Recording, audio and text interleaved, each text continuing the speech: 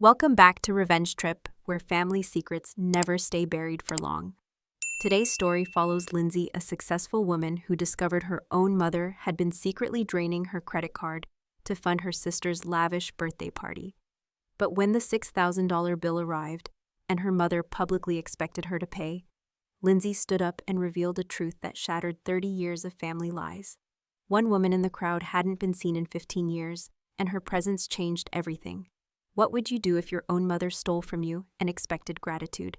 Stay with me until the end. My name is Lindsay Floyd. I'm 35 years old, a senior operations manager at a logistics company in Charlotte. And by every measure that matters in the outside world, I've built a good life. I own my home, I've saved for retirement, I take vacations when I want to. I did all of this myself without help, without inheritance, without anyone holding my hand. And somehow in my family, that success became the reason I stopped mattering. I've always been the strong one. That's what my mother calls me when she needs to explain why Rebecca gets more attention, more support, more everything. Lindsay doesn't need us. Lindsay can handle herself. Lindsay will be fine.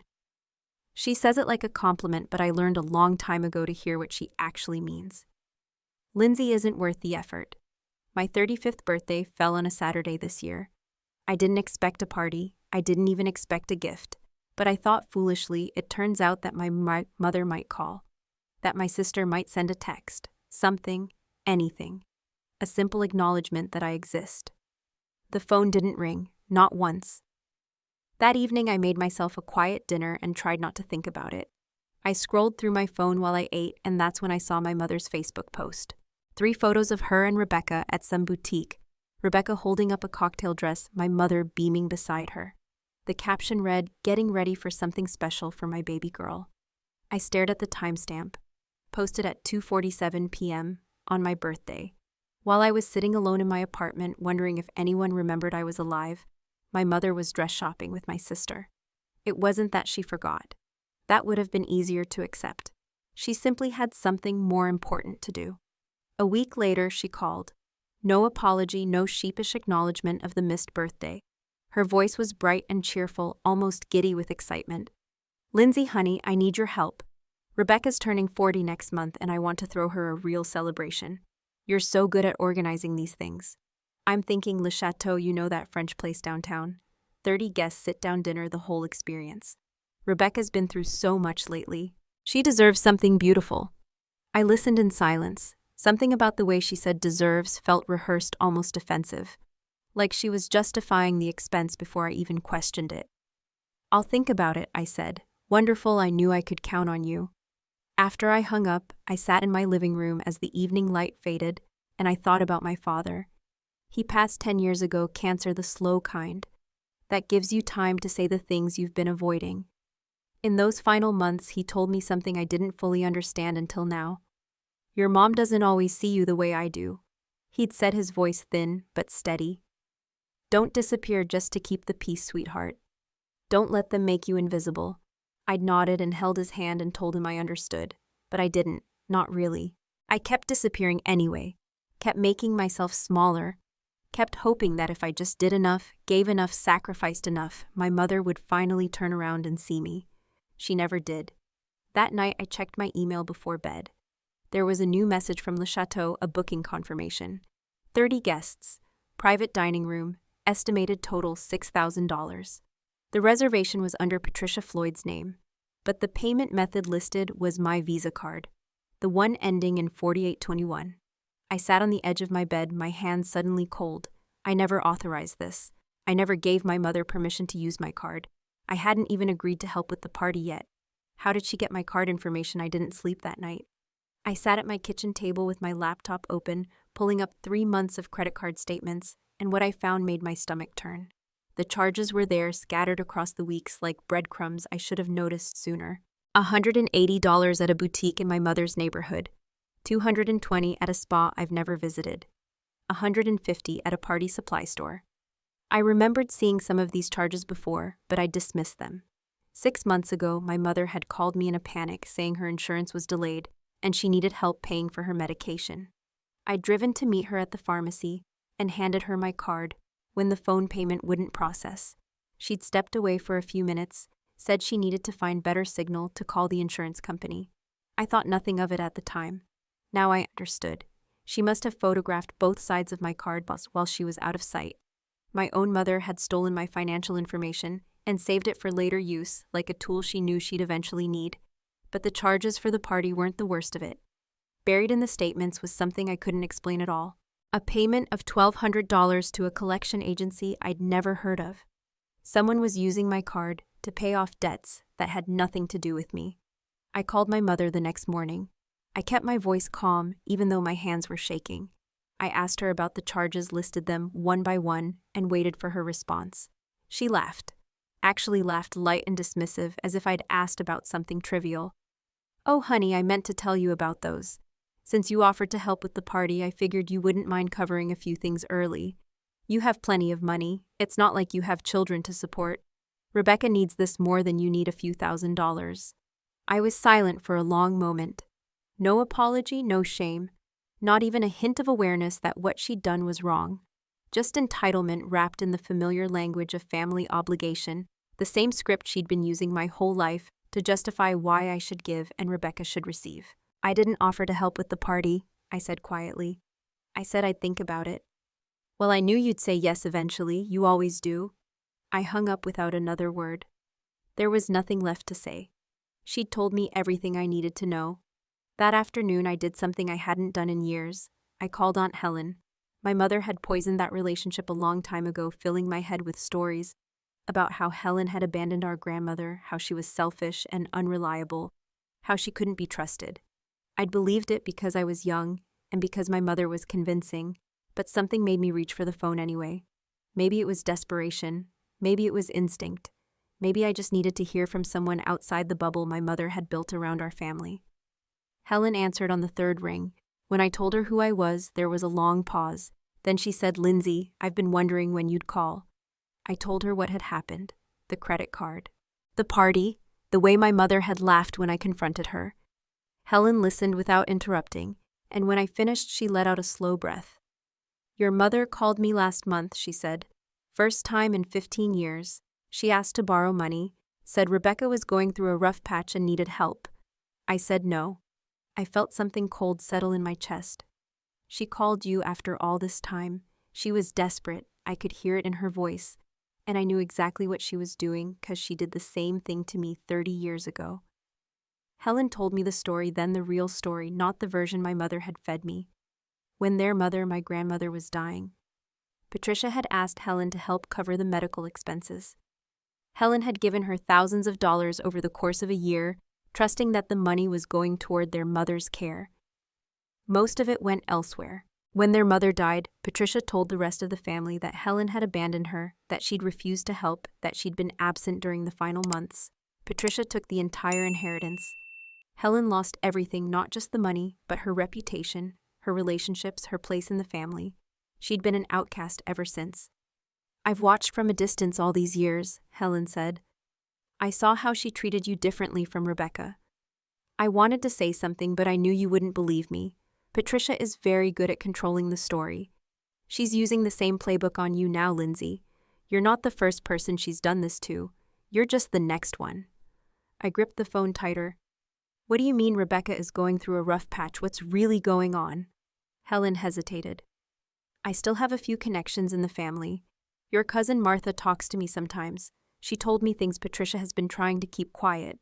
She paused. "Rebecca's husband left her 6 months ago. She's behind on the mortgage at least 3 months, maybe more.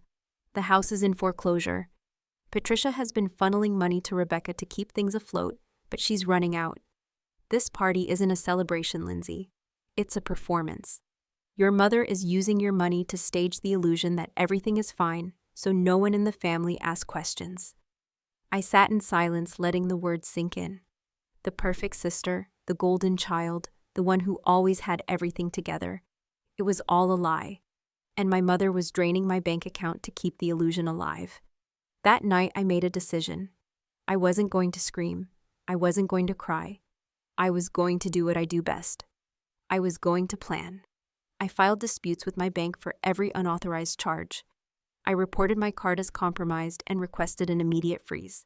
I called Le Chateau directly and spoke with the manager, formally notifying him that I was not the responsible party for the reservation. I told him the person who made the booking, Patricia Floyd, would need to sign for the bill herself. He seemed surprised, but agreed to note it in their system.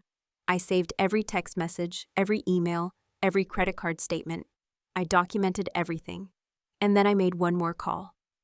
"Aunt Helen, the party is in 2 weeks. I want you to be there." There was a pause. "Patricia will lose her mind if she sees me."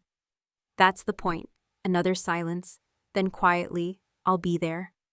2 days later, the restaurant manager called me back to confirm my instructions. "I spoke with Mrs. Patricia Floyd," he said.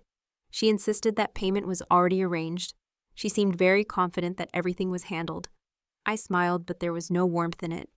My mother was walking into that party believing she had everything under control.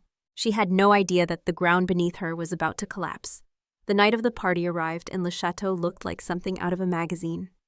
Crystal chandeliers cast warm light across the private dining room.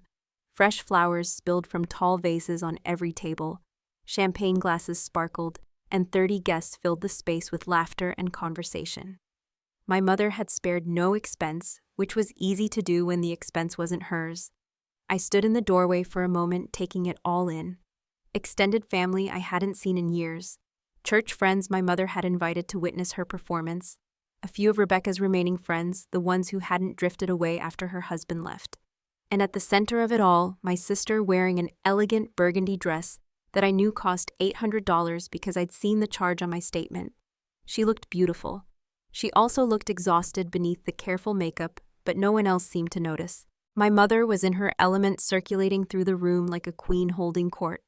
I watched her accept compliments, touch people's arms with practiced warmth, and talk loudly about how well Rebecca was doing. "She's starting such an exciting new chapter," I heard her say to a group of cousins. 40 is the new 30, you know. Rebecca has so much to look forward to." I scanned the room and found what I was looking for. Aunt Helen sat quietly at a small table near the bar, a glass of water in front of her. She was present but unnoticed, exactly as we'd planned. She caught my eye and gave me the smallest nod. I returned it and moved into the room. Rebecca barely acknowledged me when I approached to wish her a happy birthday. A quick glance, a distracted thank you, and then she turned back to her friends. My mother didn't notice me at all for the first 20 minutes. She was too busy performing.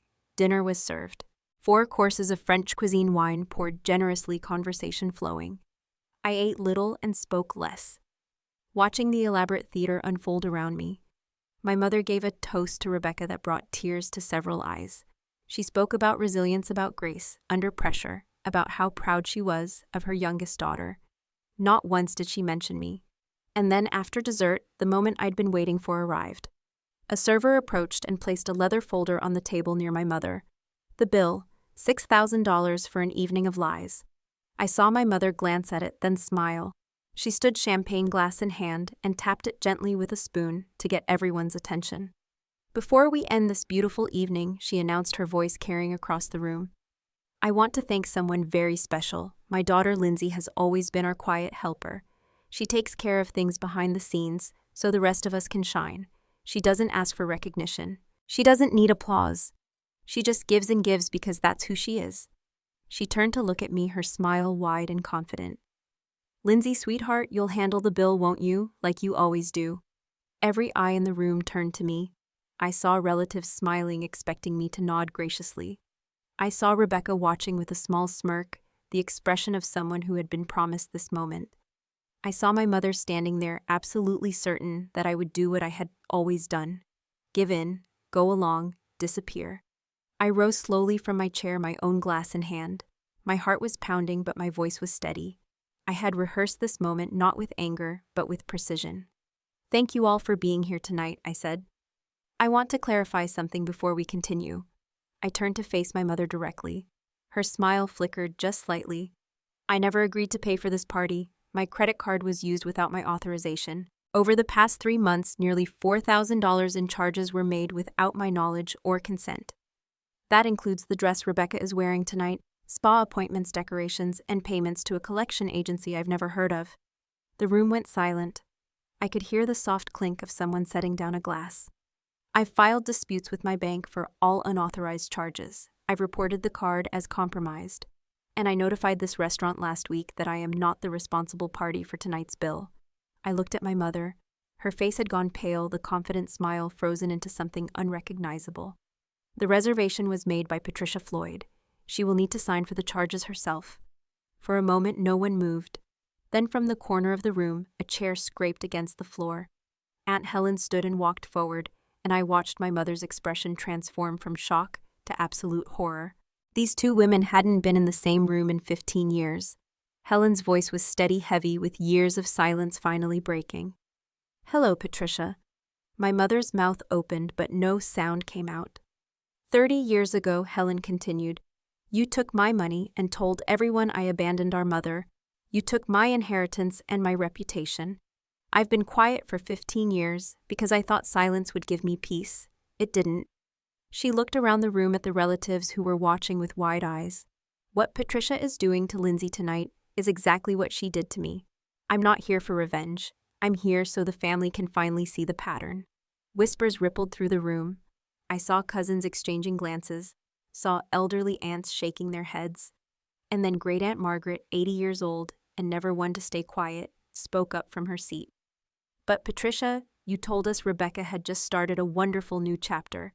You said she was thriving. You said she bought a new house. The silence that followed was deafening. Rebecca's composure shattered. Tears spilled down her cheeks, ruining her careful makeup. Her voice broke when she spoke. I'm not thriving. My husband left me 6 months ago. I'm losing the house. I've been drowning for months and I didn't know how to tell anyone. She turned to look at our mother, and for the first time I saw something other than entitlement in my sister's eyes. I saw betrayal. Mom said Lindsay offered to help. She said Lindsay wanted to do this. She told me you agreed to everything. The room understood now. The party was a lie. The successful daughter story was fiction. The woman who had orchestrated it all was standing frozen in the middle of the room, exposed with nowhere to hide and no story left to spin. My mother's mouth opened again, but still no words came. For the first time in her life, Patricia Floyd had nothing to say. The family she had manipulated for decades was watching her with new eyes, seeing her clearly, perhaps for the first time. And on the table beside her, the leather folder sat open, the bill for $6,000 still waiting for someone to pay. The silence stretched across the room like something physical, heavy, and suffocating.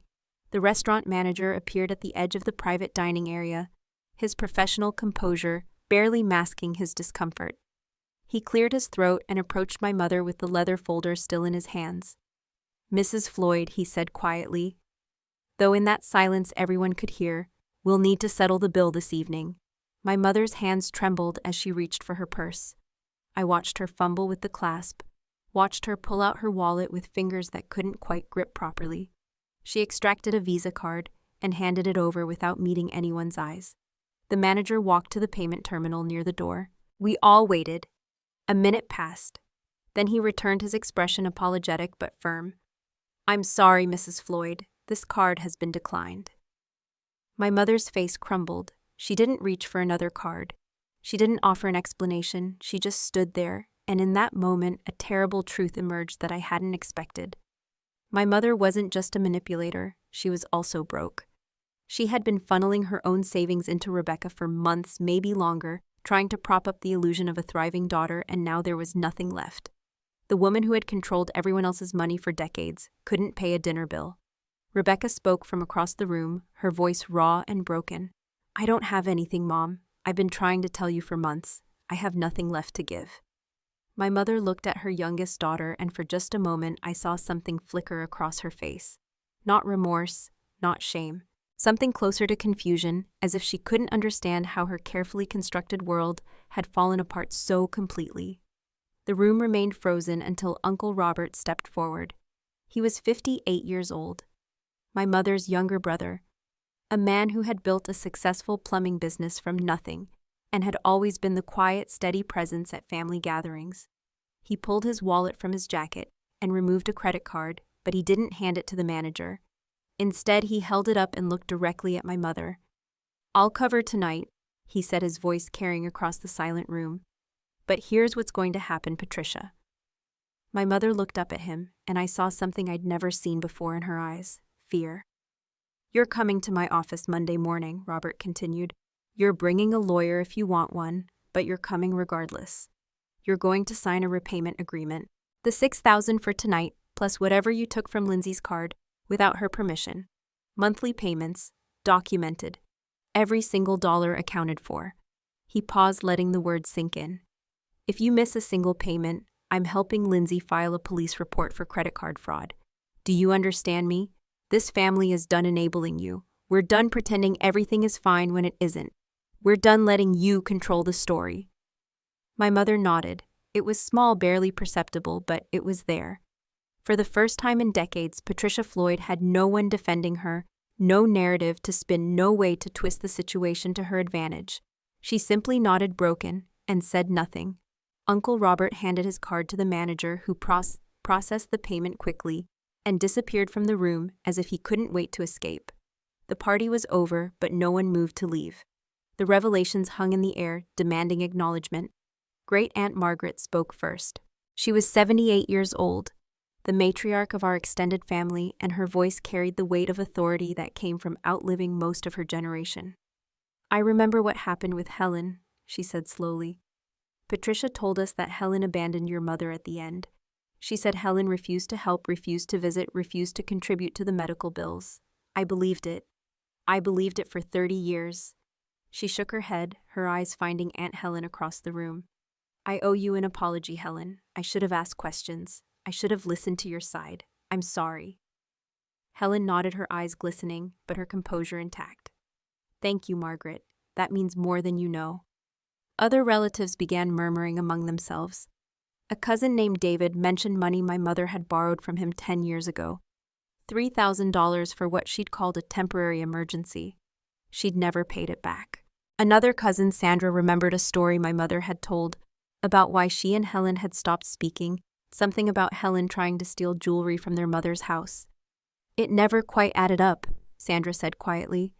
I just didn't want to believe Patricia would lie about something like that. The mythology my mother had built over decades was crumbling in a single evening. The family she had manipulated and controlled for so long was finally seeing her clearly, and there was nothing she could do to stop it. People began to leave in small groups, murmuring goodbyes and casting uncertain glances at my mother, who remained standing near the head table like a statue. I didn't approach her. I had nothing left to say. Instead, I made my way toward the exit, nodding to relatives as I passed, accepting a few quiet words of support from people who seemed to be seeing me for the first time. Rebecca caught up with me in the parking lot. Her makeup was ruined. Mascara streaked down her cheeks. Her elegant dress somehow looking disheveled, even though nothing about it had changed. Her voice was raw when she spoke. I didn't know, she said. I didn't know she was using your card without permission. She told me you offered. She said you wanted to help me, that you'd agreed to cover everything because you knew I was struggling. I looked at my sister, really looked at her, maybe for the first time in our adult lives. I saw the desperation in her eyes, the need for me to believe her, to absolve her of responsibility. Maybe you didn't know about the card, I said quietly. Maybe Mom did lie to you about that. But you knew other things, Rebecca. You knew I was treated as less than you our entire lives. You watched it happen every holiday, every birthday, every phone call. You saw Mom ignore me, dismiss me, treat me like I was invisible. And you never said a word. You never once stood up and said it wasn't fair. Because it benefited you. Because as long as I was the invisible one, you got to be the star. Rebecca opened her mouth, but no words came. There was no defense for the truth. The golden child stood in the parking lot of a French restaurant, finally understanding that her pedestal had been built on her sister's back. I walked away without waiting for a response. Near the valet stand, I found Aunt Helen waiting. She smiled when she saw me, a sad smile, but a genuine one. Thank you for coming, I said. I know how hard that was. Helen took my hands in hers. Her fingers were warm and steady. You did something tonight that I couldn't do at your age, she said. I waited 30 years. I lost my money, my reputation, my place in this family, all because I stayed silent and hoped things would get better on their own. You found your voice while you still have time. You can build a new life now on your own terms. She squeezed my fingers gently. I'm proud of you, Lindsay, and I know your father would be too. I hugged her. Then this aunt I barely knew. This woman who had been erased from our family just like I almost was. When we separated, I promised to call her soon, and I meant it. The drive home was quiet. I kept the windows down and let the cool night air wash over me. I didn't feel triumphant. I didn't feel vengeful. I felt something simpler and more profound. I felt unburdened. The weight of being invisible, of constantly trying to earn love that was never going to be given, had finally lifted from my shoulders. My phone buzzed as I pulled into my driveway. A text from an unknown number. I opened it and read the words on the screen. "You've destroyed this family. Your father would be ashamed of you. My mother." Using someone else's phone since I'd blocked hers. I read the message once, then I blocked that number too. I didn't respond. Some accusations don't deserve answers. Some chains aren't broken with arguments or explanations. They're broken with silence, with the simple act of refusing to engage. I walked into my house, locked the door behind me, and for the first time in longer than I could remember, I slept through the night. 3 months passed, and I discovered something I hadn't expected. Peace doesn't arrive with fanfare or announcement. It settles in quietly like dust after a storm, and one day you realize the chaos has simply stopped. My life became intentional in ways it never had been before. I went to work each morning and found satisfaction in problems I could actually solve. I met friends for dinner on weekends, people who had known me for years but were only now getting to know the real me, the one who wasn't constantly anxious about the next family obligation or the next phone call demanding something I couldn't give. I slept through the night every night without the dreams that used to wake me at 3 a.m. Dreams where I was running through my mother's house trying to find a room where someone would acknowledge I existed. My mother's number remained blocked. So did the unknown number she'd used to send that final accusation. There had been no attempts to reach out through other relatives, no flying monkeys sent to guilt me back into the fold. The silence from that direction was complete, and for the first time in my life, silence from my family didn't feel like punishment. It felt like freedom. I learned something important in those 3 months. Boundaries aren't walls built from anger. They're not fortresses designed to keep everyone out. They're simply doors you choose not to open. The door to my mother's manipulation was closed now, and I felt no urge to check if she was still knocking on the other side. Whether she was or wasn't didn't matter anymore. What mattered was that I had finally stopped waiting for her to change. Uncle Robert called me on a Tuesday evening in early spring. I'd kept in touch with him since the party, and he'd become an unexpected source of steady support. His voice was matter-of-fact when he gave me the update, the same tone he probably used when discussing business matters. "Patricia signed the repayment agreement," he said. $10,000 total, the 6 from the restaurant plus the 4,000 she took from your card. She's paying it back over 24 months. She's made the first 2 payments, though I had to remind her both times. I don't think she's used to being held accountable for anything. I listened without interrupting. "She's isolated now," Robert continued. "Several people from church have quietly distanced themselves. Word spread after the party. Some of those church friends she invited to show off, they talked. The women's group she led for 15 years asked her to step down last month. They said she needed to focus on personal matters. We both know what that really means." He paused, and I heard him take a breath. "The bank finished their fraud investigation too. They confirmed all the charges were unauthorized, just like you reported. They sent Patricia a formal warning letter. It's on her record now. If there's ever another complaint from anyone, from you, from a store, from anybody, she'll face criminal charges. First-time offenders sometimes get leniency. Second-time offenders don't." I thanked him for letting me know. After we hung up, I sat with the information for a while. I didn't feel joy at my mother's suffering. I didn't feel satisfaction watching her world shrink. But I also didn't feel guilt, and that absence was its own kind of revelation. For so long, I would have felt responsible for her pain, would have wondered if I'd been too harsh, would have considered reaching out to make sure she was okay. Now I understood that consequences aren't cruelty. They're just the truth finally catching up to someone who outran it for too long. Rebecca's situation was different, more complicated in ways I was still sorting through. She'd sold the house in a short sale to avoid foreclosure. From what Robert told me, she was living in a small apartment, now working 2 jobs to stay afloat. The golden child had finally landed on solid ground, even if that ground was much harder than anything she'd ever known. She'd sent me an email 3 weeks ago. I'd seen her name in my inbox and felt my stomach tighten, but I made myself open it. The message was short, awkward, clearly difficult to write. I could almost see her typing and deleting, trying to find words that didn't exist. Lindsay, I don't know how to do this. I keep starting messages and deleting them. I'm not asking for forgiveness. I don't even know if I deserve to ask.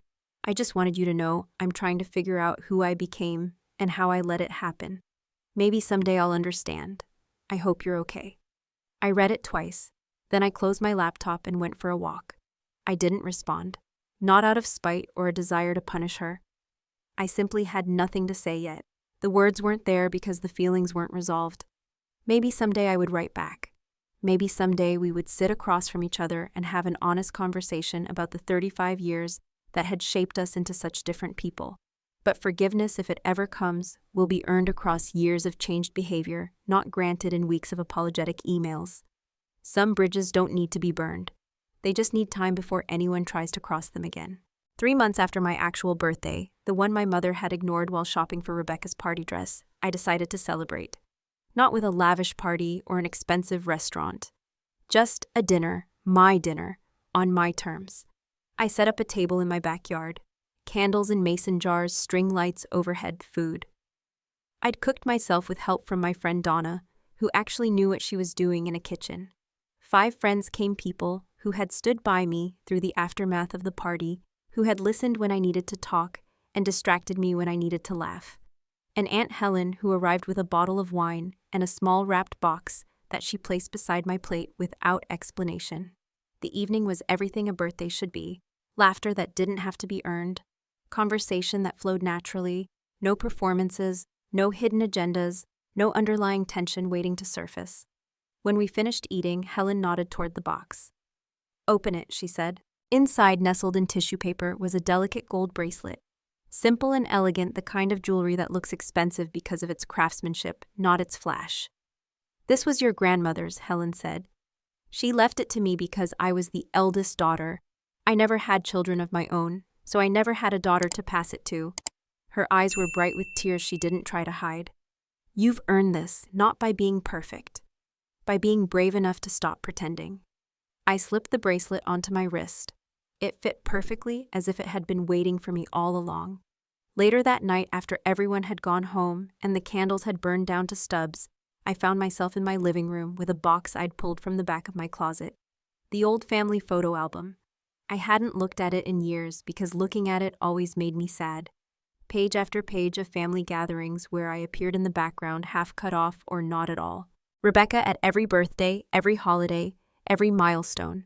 Lindsay, the invisible daughter, barely a footnote in her own family's history. I turned to a blank page near the end.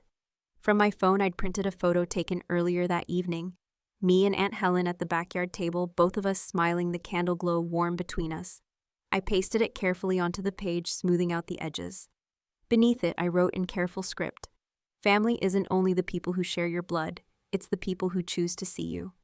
I closed the album and set it back on the shelf. Through my window, the first light of dawn was breaking, soft and gold, painting the sky in colors I rarely stayed awake to see. For 35 years, I had waited for my mother to see me. For 35 years, I had made myself smaller, quieter, more accommodating, hoping that if I just gave enough, sacrificed enough, disappeared enough, she would finally turn around and recognize that I was there. Now I understood something that should have been obvious all along. I was never invisible. I was just standing in a room full of people who refused to look. I don't need them to see me anymore. I finally learned to see myself. Lindsay's story ends here, but the lessons it carries are ones that many of us need to hear. If you recognized yourself in any part of this story, whether as the invisible child who gives too much, or as someone who has been manipulated by family members who confused love with control, I want you to know that you are not alone. The first lesson is this: your value is not determined by how much you sacrifice. So many of us, especially women, are taught from childhood that being good means giving endlessly, asking for nothing, and accepting whatever treatment we receive with grace. Lindsay spent 35 years believing that if she just gave enough, her mother would finally see her.